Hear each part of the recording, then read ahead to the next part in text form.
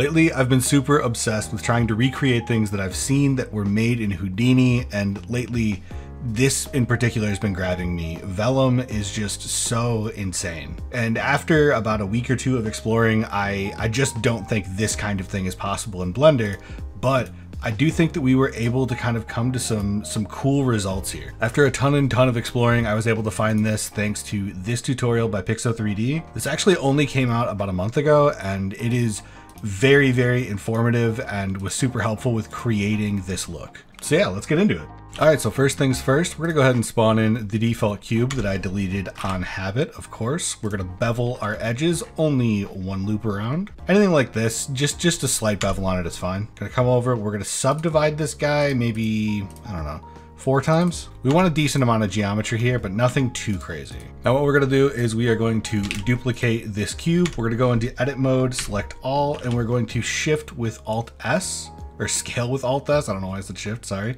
So we're just a little bit bigger than the original box. The box on the outside, we're gonna call skin. The box on the inside, we're gonna call inner. Now with our skin box selected, that's a really gross sentence, but with our skin box selected, we're gonna throw a particle system on it. We're going to change our frame end to 1 to make sure that all of our particles are constant. But as you can see, they're falling off. We really don't want these guys to be falling off. So we're gonna come down to physics, we're gonna change this to none. Over here, we're also gonna come down to render and change it to none. We really don't need to see the particles. Now, when we're looking at this effect here, we can see that we have these particles kind of up and floating away and breaking away from our box. The amount of particles that you want here is really up to you. You could leave it at the default 1000. However, for that particular render, I cranked it up to 5000. Do keep in mind that this is going to make it a lot heavier. And if you're going to crank it up to 5000, you should probably subdivide your cube because there isn't going to be enough cloth going around. So this is going to be pushed to the point where it's pretty heavy, but you don't have to push it to this point if you don't want to. Once we've got our particle system set up, we are actually going to be using the explode effect. Now, if you are anything like me, you're discovering new things in Blender all the time. I've never played with this because when you put it on something, it doesn't do anything. I've always just assumed that there was something more to this, and there is. And once you know what that is, it becomes a lot easier to play around with. Once you have explode on, you're gonna click cut edges here. Then we're gonna throw on a vertex weight proximity. We're gonna come down to our vertex groups with everything selected. We're gonna add a new group, select assign. We can just leave it be group, honestly. We're gonna add our vertex group here. And then we are going to make an empty. I want this to be a cube. Once you have your empty spawned in, you're gonna go ahead and move it up above your box, set a keyframe on your location, come down to the end of your timeline, and then set a location, keyframe covering up the box again. And we are gonna come down to our target object. We're gonna select this. After you select your target object, you're gonna come over here to your lowest and highest values. You're gonna put in 4.3 for your lowest and then 4.4 for your highest.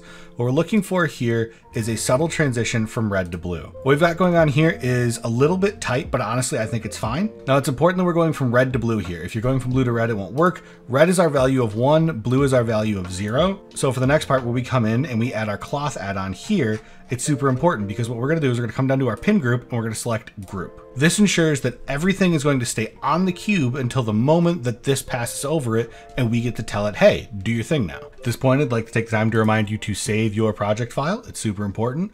We're gonna come up here to our inner cube and we're gonna put a collision on it. We don't really need to change anything here. We should be good to go out of the box. From here, if you haven't already, go through your basic checklist. You're gonna wanna apply all of your transforms to all of your objects because we're working with particles and simulations. It's super important that everything is zeroed out, otherwise you run the risk of it exploding. Make sure your outer skin is in no way, shape, or form interacting with the inner object because again, the particles are gonna explode. From there, if you got everything set, go ahead and hit bake. This is going to be a longer bake though, because we've got 5,000 particles and 30,000 verts on our object. Running those 2 bakes simultaneously, this bake is going to take you a couple of minutes. If your computer can't take the bake, lower your particles, lower your verts. The simulation is still going to be just fine. It may not be as detailed, but it's still going to be cool. Now I'm going to stop our bake around 60 frames in so that I can show you guys what we got going on.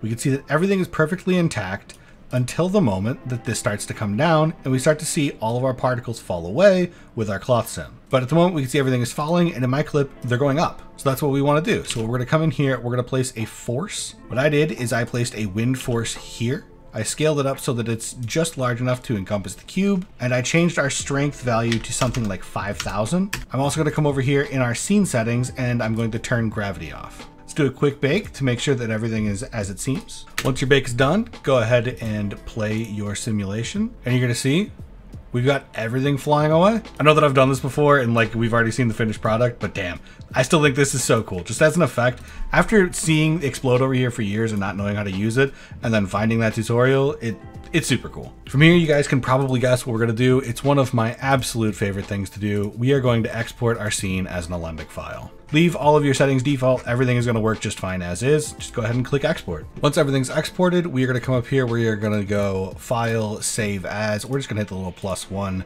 save it. We're gonna select everything on our scene. Goodbye, we don't need it anymore. And we're gonna import our Alembic. Once your Alembic is in, you're gonna notice that it's covered in all of the little particles. You do not need those. You can go ahead and delete them, as well as both of our empties. You can also see that playback now is going to be perfectly fine. Everything's gonna play in real time. So we've got our cloth, and now we're gonna move on to our hair. We're gonna throw a particle system on. We're gonna select hair. We're gonna move our hair length down to something probably around there. So like maybe like 0.25. We're gonna check hair dynamics. We're gonna come down to children. We're gonna hit interpolated. And for this one, I believe I have it set to a full 100 for my viewport, as well as for the render. We're gonna come down to our roughness and we are going to increase our random.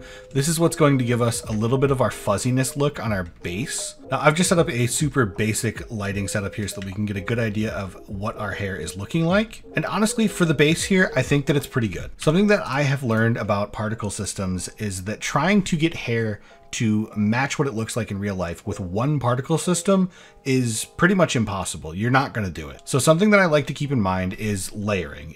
We're going to continue to add particle systems to this, but while we're layering, we're going to kind of release our thickness of our hairs. So for this first one, with this hair being a little bit thick and a little bit unrealistic, I think it's going to be okay. So what we're going to do is we're going to add another particle system, hair, except this one, we're going to make mildly longer, something like this. Again, we're going to go down to interpolated, but this one we're going to change to 40.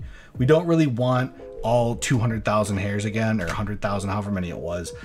40,000 for this is going to be plenty. We're going to come down to our hair shape, and where it says diameter root, we're going to change this to 0.5. Again, in our roughness, we're going to increase our random till we start to see it kind of spike out, look a little bit fuzzy.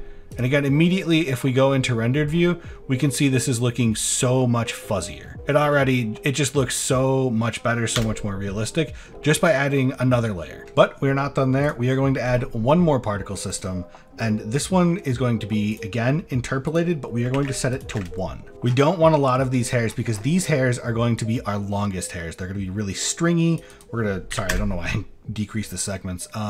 These are going to be really stringy, really long, because you'll find that when you're running your fingers through your hair or something like that, you have hairs that are considerably longer that have missed the last couple of haircuts, and it just helps with the realism. So again, we're going to increase our random, maybe this time a bit more than we would have. Remember on both of these particle systems to also click on hair dynamics. Once we have all of our particle systems set up, because we just saved another version of our old project file, we're gonna come back up here, we're gonna reintroduce gravity. However, I like when I'm doing hair sims for the hair to be a little bit flowy, a little bit natural, kind of like it's moving in the wind. However, placing a wind within the scene or a force of any kind, it can kind of be more effort than what it's really worth. So what I'm actually gonna do is I'm gonna turn our gravity down to -4. From here, go back to your particle system, and this is where it gets a little bit boring. You're gonna go through and click each particle system and click bake. One after another all the way through. You can't just bake all dynamics with particle systems. I don't know why. It's very frustrating. I wish that they would fix this, but it's what you have to do. If you don't do it for each particle system, you're going to find that it will change the bake every time you play. You'll run into small errors over time. I'm not really sure what causes this, but it did cause me a lot of frustration while I was working on it until I learned I had to do each individual. Once you have all of your particle systems baked, you can go ahead and play your simulation. You can see we've got a little bit of movement going on, and then bam, all of our hairs are up in the air, flying away. We switch on our rendered view. We can see that we've pretty much got our look here. Now for me personally, the hairs are a little bit longer than what I did in my original video. You can see that there are some kind of stragglers going on, but it's not quite the same. I did a little bit of playing around till I got exactly what I wanted out of this. Also, I've kept things a little bit lighter than I did in the initial version because I wouldn't be able to record the tutorial if I did the scene as heavy. I think on the initial particle system, I did 200,000, and then maybe on this one I did like 60 or 70.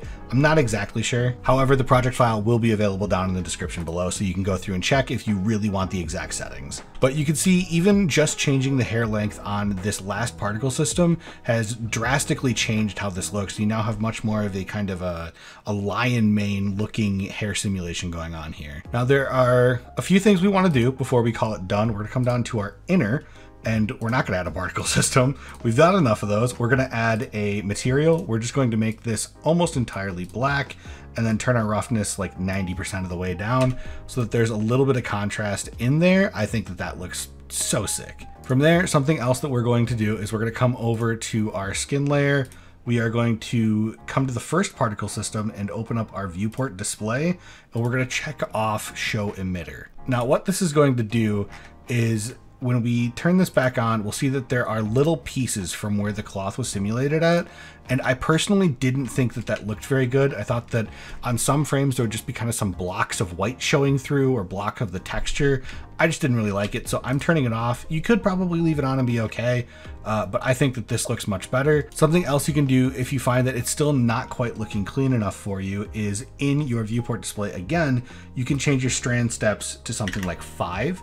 This will make your scene quite a bit heavier. But if you're going to do that, also come down to your steps in here, change this to 5. I'm really not 100% certain if this is needed, but for like safety of my mind, I checked this anyways. I would hate to do a render and get to the end and be like, damn, why does my hair look so bad when it looked so good before? Once you go through and change each of these to 5, you can see that this has got a lot more geometry to it, I guess, in a way. There's a lot more of like a realistic hair flow here going on. It's not as jagged. It's not as like kind of janky looking. Again, I can already feel in my scene switching over to rendered view that this is considerably heavier. However, I do think it looks considerably nicer. One last thing that we're going to do is we're going to add a material to our skin layer, which is all of our hair. It's going to be a fairly simple material. We're basically just going to be running some principled shaders into a mix shader and powered by color ramps, things like this. We're also going to use a noise. From here, we're going to build out a very basic material. So hairs often have a lot of different color variation going on. We want to stick to the gray notes is what I used a lot. I really like changing it just a little bit into the blue so you get kind of a silver look, and then just playing with your luminance values. Come through and change the scale on each of your noises till it's just a little bit smaller than default. I find that it's a little bit too big on average.